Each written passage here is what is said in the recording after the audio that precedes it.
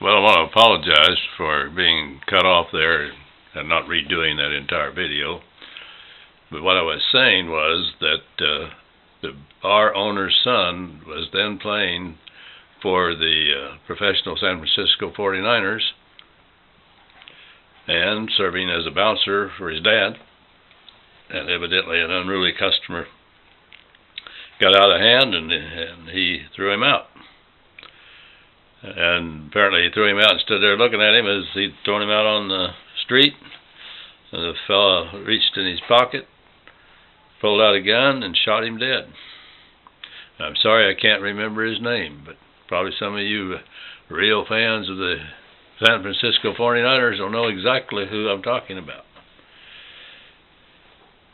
Well, Delbert Schwinn and I were really good friends. I admired him. I respected him. I looked up to him. I don't know how much older he was, but he was, I'm going to guess, 5 to 10 years older. He certainly was a big, strong man and not old in any way at all, but I recognized he was my elder. And we just got along in all ways. Well, the time came that he was going to bring his family out. And he was looking hard for a place to live and was very discouraged. He just couldn't find a place. And I hope I talked with Donna about it. I'm not sure I did. But anyway, to make a long story short, he and I got talking about what if we split the flat, and we ended up doing that. Each of the couples had their own bedroom, and Donna tells me that our Randy and their 2 boys shared a bedroom, and Rita had a little bedroom, and then we all shared the same bathroom and the same kitchen. It was all right. It certainly wasn't as nice as when we just had our family there.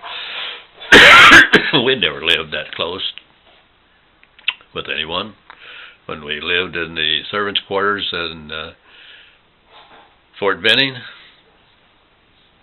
we had our separate entrance, and other than when we took care of little Shauna, we weren't doubled up at all. But we made it work. It worked all right.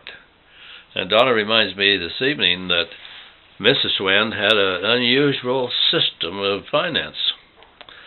Every day she kept track of the contribution that the Schwinn family was making to the meal and put that amount of money into a jar or a box, some container that she had, so that when it was time to go back to shop for groceries, she pretty much had the budget in hand. I suppose maybe Delbert gave her a certain amount to start with, and then said, I'll give you some more money, replace it as you go, and let's see how we can make that work. And they were making it work real well.